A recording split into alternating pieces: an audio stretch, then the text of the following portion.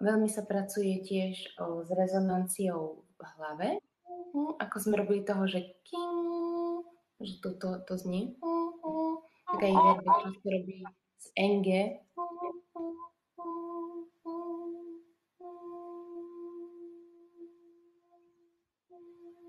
Také úplné mikrotóny, neviem, či je to počuť. Ako keď máte tibetskú misku a vlastne len idete a ten tón sa rozlieha, tak to je vlastne aj v tom verbeku veľmi, ako nechať ten tón ísť a počúvať ho. A znova sa vrátime naspäť na ten základný tón.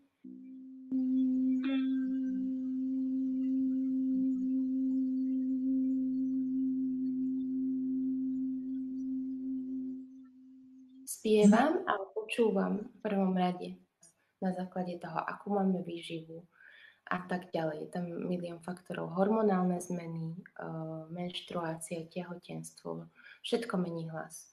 A je veľmi zaujímavé s hlasom tak pracovať.